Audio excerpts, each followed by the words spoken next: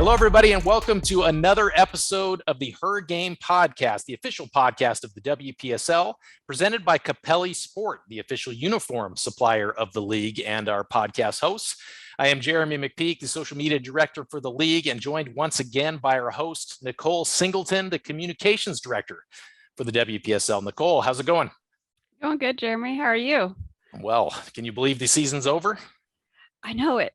For those first couple of days after the conclusion of the Pac North, it was like a little eerie feeling. Like, yeah, the email's quiet, to-do list is quiet. What's happening?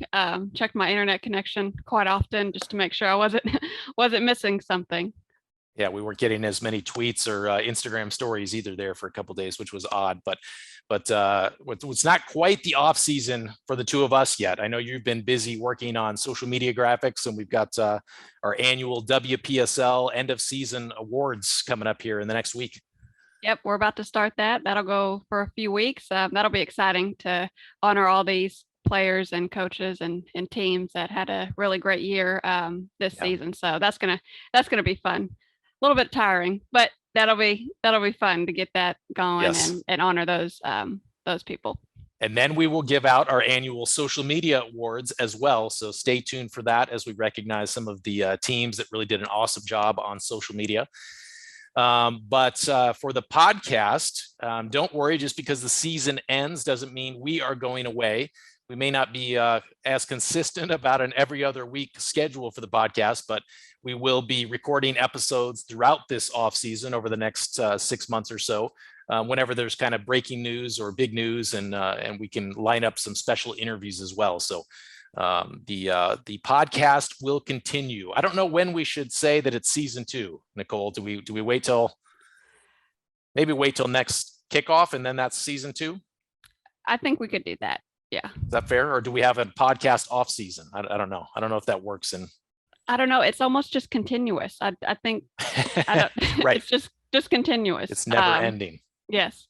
But speaking of special guests, we have another exciting episode today. We are going to be joined by a few of our associate commissioners that will get to talk about the league and give a little inside scoop on how it is, managing all the great teams that we have around the country. So that'll be exciting to talk with them.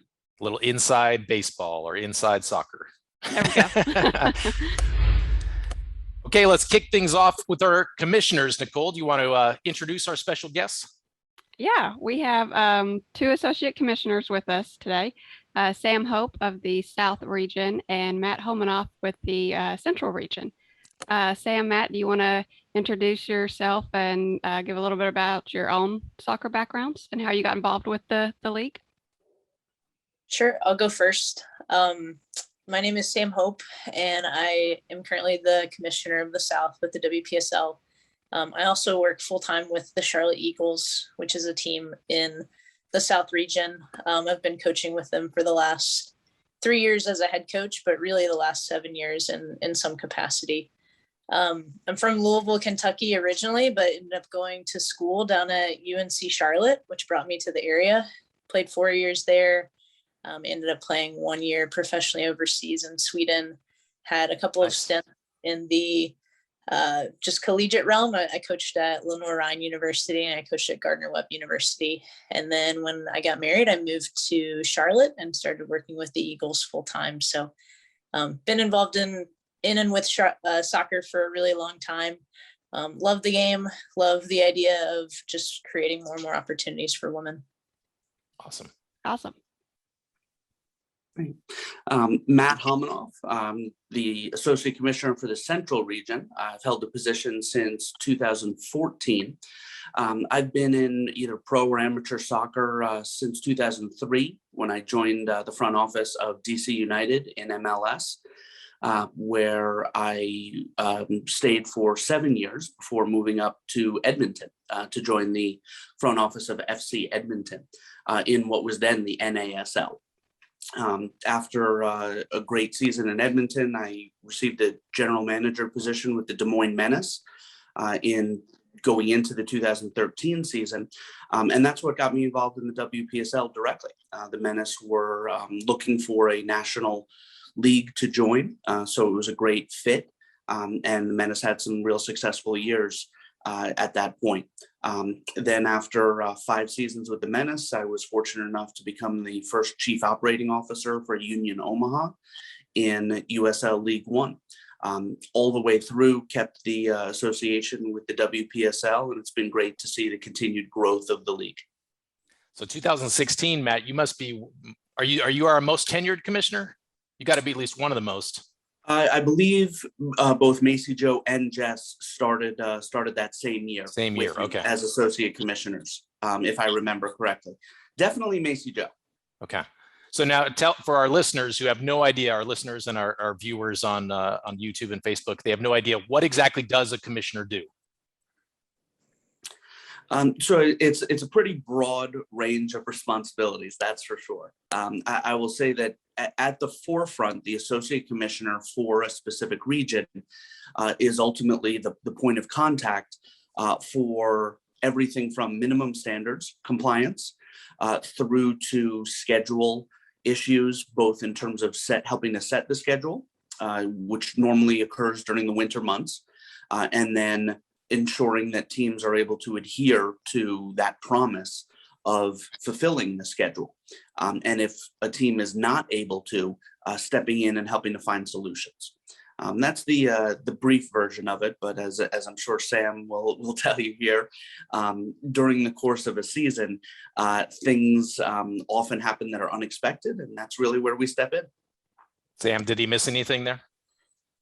I was going to say I would defer to Matt. This is my first year as associate commissioner, so I've kind of been learning on the fly, but I'd say that was a good synopsis. Yeah, just kind of being a liaison for the teams and sometimes Rich as the head commissioner, but just helping to solve problems throughout the course of the season.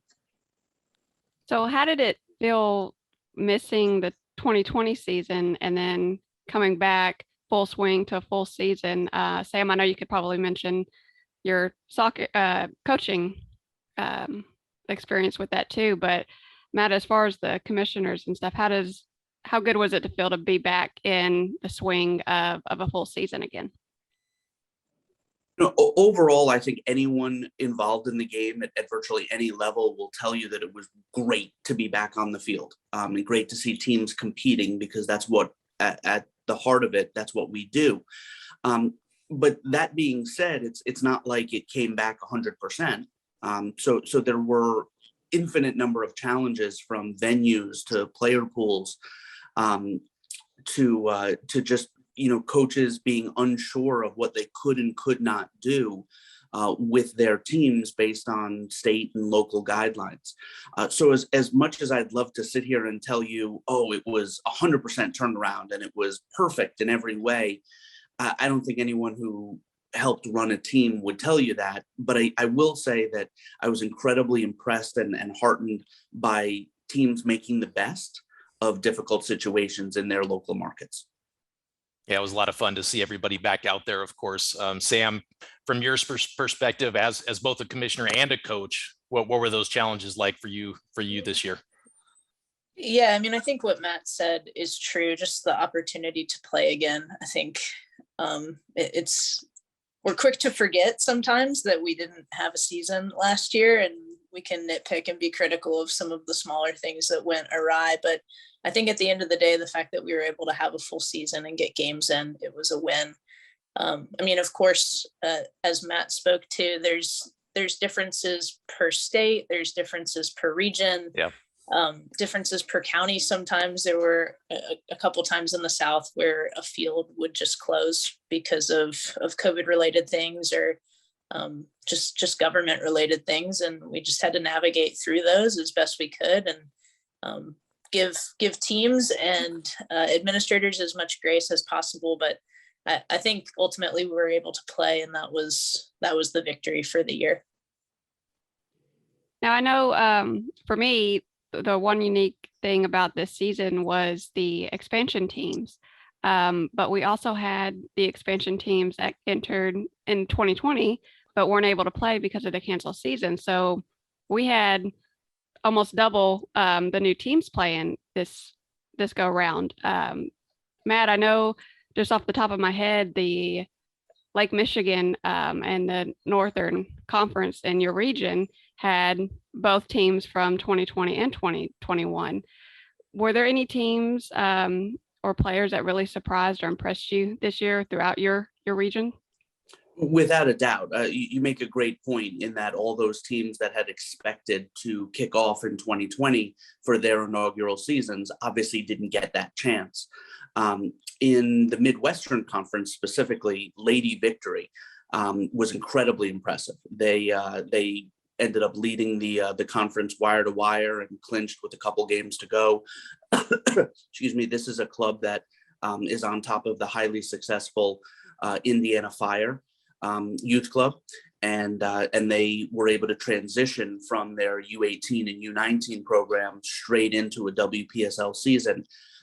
Had some really big results early on in mid to late May and never let up. I think they ended up only losing or only dropping points in one game all season, and that was to an experienced Fire and Ice team. So they were incredibly impressive wire to wire, and I would expect big things from them next year as well. In the Lake Michigan, you did have the Milwaukee Bavarians, who were slated to start in 2020, but obviously could not until 2021. And they had a very good inaugural season as well, finishing second in a tough conference overall. But the story in that conference was and always has been the Chicago Red Stars reserves.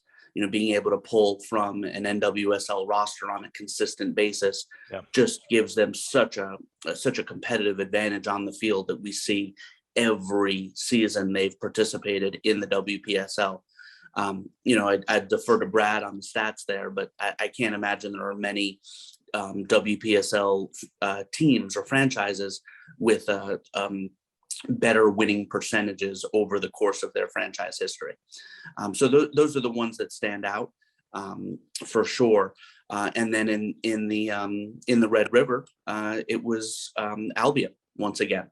So the team out of Houston, again, led wire to wire. If I was surprised about anything, it was how dominant they were. I certainly knew they were going to be one of the stronger teams, but they were not challenged really during the regular season until the conference championship game when they eked one out over Tulsa SC, who won the Northern Division in an incredibly tight and exciting championship game. Awesome.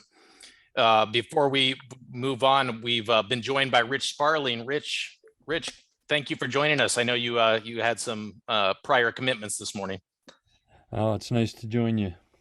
Are you able to turn your camera on, or are you not in a spot where you want to show us where you are? No, I'm not. I'm not in a spot where I can turn it on. No problem. No problem. So just real quick, introduce yourself and your region and your experience with the WPSL. Tell everybody how long you've been part of the league.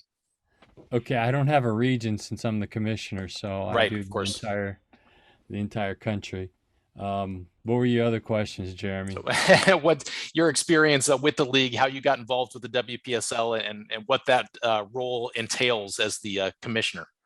Oh, gee, it's been since 2009, so it's been quite a while. It's a long story, so I'm not going to share everything, but we put a team in. My daughter was playing in college, had played on a team not far from us, and that team folded, and I thought maybe this would be a good opportunity for us to put in a ministry-related team. My wife and I had been missionaries in the Dominican Republic for 10 years, and saw sports as an awesome platform of being able to build rapport with people and then speak truth into their lives. So we started the Torch Sports Ministry, and the women's team was 2009. We added a men's team in 2011. Jerry Zanelli was still the commissioner at that time and the president and everything of the WPSL. And one thing led to another, and I think in 2012 I became his associate commissioner and continued in that role until the guys from Oklahoma purchased the league, and then they asked me to become the commissioner. So that's it in a nutshell. Awesome. Well, real quick, we were just asking Sam and Matt about what this season was like for them after missing the 2020 season. How about for you? What was this like to have the teams back out there, and what were some of the challenges you faced as commissioner this year? in a very unique year.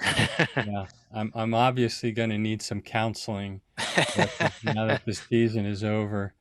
But probably the biggest challenge was how many different game changes I had to process. We had to process over 130 game changes out of 500 and some in Wow. total. And in a lot of those cases, the game changes also entailed approving a venue. When you have 150 teams that you're dealing with the game changes, the venue approval, the certificates of insurance, and then you start getting the red cards and dealing with those things. It was a ton of fun. I had a ton of fun. But I have some Sounds super like people. Yeah, we have a super support staff with the associate commissioners. They do a great job, and when I needed some help, they stepped right in and did exactly what I needed. So, but it was definitely a tough summer. Yeah, for sure. So speaking of the unique season, it altered the traditional postseason that we usually have, and some conferences elected just to crown their champions based on the regular season points, while others decided to have just a mini tournament within their conference, or the top two play out and see who wins that. For the championship games that we did have, Matt, I know you were down at the Red River Conference Championship.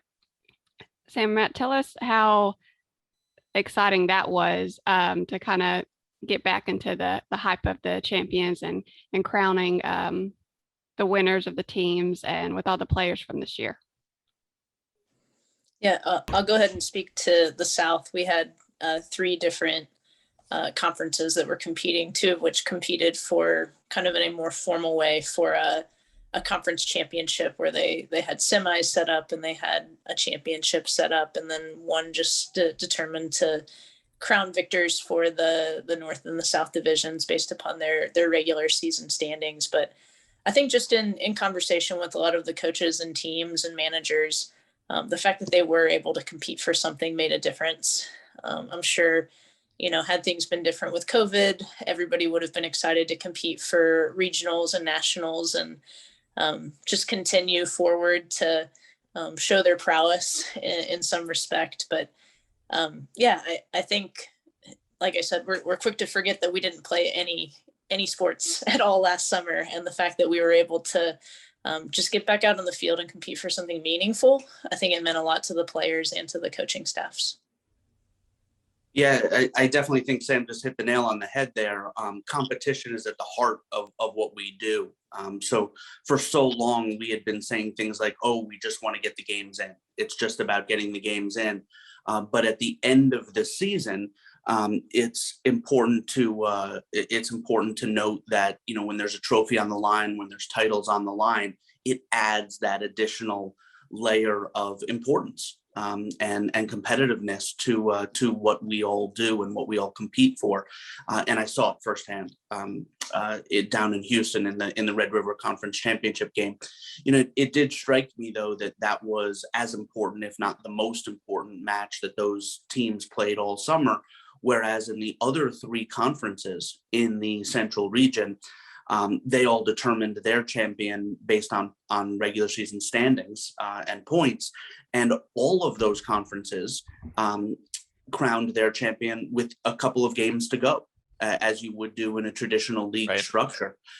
So I don't want to say it took away from the competitiveness. Obviously, they didn't mean to have meaningless games in the standings towards the end, but it definitely struck me as a big difference when the Red River was playing for that title in the third weekend in July, whereas the other conferences, notably the Northern, finished at the end of June with their regular season, and MTA, the Minnesota Thunder Academy, were great and worthy champions of that, but they were 3 weeks ahead of that Red River Conference Championship game.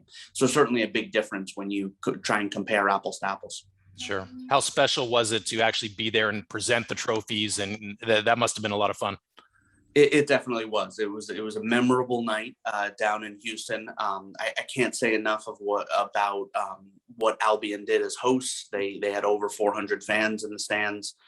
They have a great youth complex with a championship field that clearly has a true pyramid structure. Countless little kids in the same jerseys as the women representing the club on the field. So that was really neat to see. And also a tremendous amount of credit to Tulsa Soccer Club, who made the 8-hour plus drive down from Tulsa to Houston the night before, with a roster that, as anyone who's ever played in the WPSL knows, you're never going to be as strong going into early to mid-July as you were in June. It's just the nature of what we do with relying on collegiate players that either have to be back at school or have other commitments. So both teams remarked that, while they weren't at full strength, they still put everything they could into the product on the field. And it made for a really tight, hotly contested championship game. That was a lot of fun to see. Awesome. So Matt, you mentioned how towards the end of the season and with the collegiate players, they start to report back to their collegiate programs. We've already started to see a lot of players start signing professional contracts as well. Whether that's, we've had some go overseas, and then, we'll have players eventually get into the NWSL. How proud are you all when you see players from your conference within your regions get signed to take it to the next level? Speaking from my own personal perspective, incredibly proud. It's why we do what we do. And I wouldn't want to limit it just to players signing professional contracts. Obviously we have players that once they finish their collegiate career, that could ultimately be the last high level competitive game they end up playing. And then they transition their passion and love of the game into the coaching sphere or the administrative sphere. So I would want to spread the love, as they say, to say that what this league provides as a platform for women to continue their passion of the game. We have a lot of great examples around the league that I think deserve a lot of credit for opportunities for post-collegiate careers to stay in the game.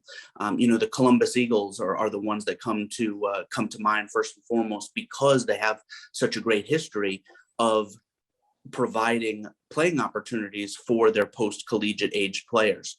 And they're certainly not the only one, but they're one of the more extreme examples.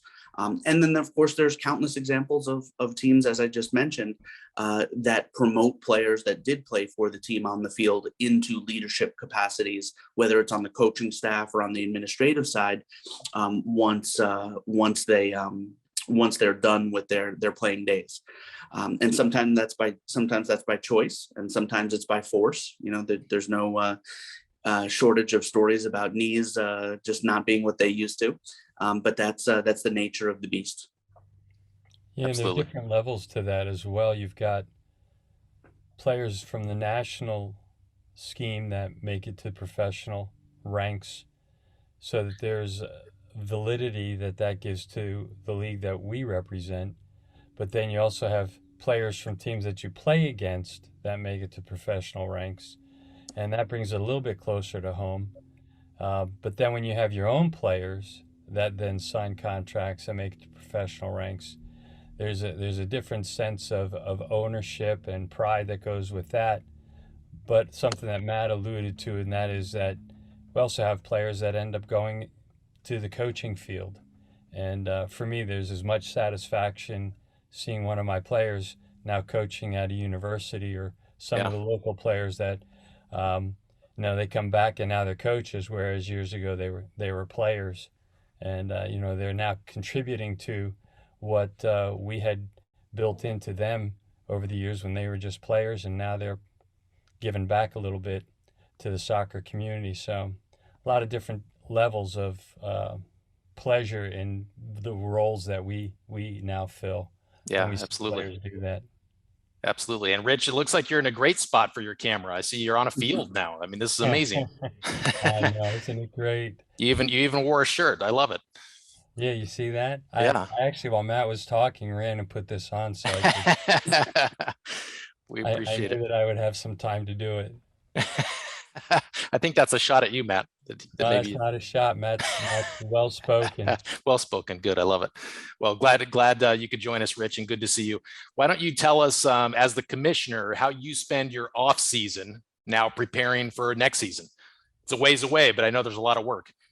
Yeah, I'll be flying into Oklahoma. As a matter of fact, Matt will as well. The end of the month, we're going to be meeting with the executive committee, discussing what direction we want to take. This was a year that there were teams that were very, very happy with what happened. There were teams that weren't very, very happy, and I think some of us lost track of the fact that this was a coming off of the COVID pandemic year, and we were just trying to provide the opportunity for players to be out on the field. So we're going to be looking at a lot of those different things. We're also considering some changes that I think a lot of people will be excited about. We're excited about them. That's a part of it, and then we'll be getting ready for the AGM. We're going to be looking at how we're going to set that up for 2022. Coaches conventions coming up, travel. So there are a lot of those things that we're going to be looking at. Absolutely. So Sam, the league, even with the pause of the 2020 season with COVID, the league continues to grow. Jeremy and I are actually starting to work on a couple new teams for the 2020 season here pretty soon. So it's already switched gears into off season now. But even with the pause of the sports world with all of this, the league continues to grow, and we've even added the U21 league and getting that up and going.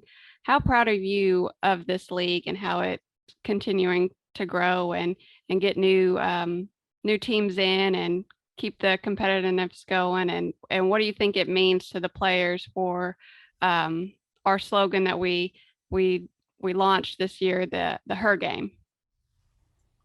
Yeah, no, that's a great point. Just mentioning the growth of the WPSL, and it's the largest league in the entire world.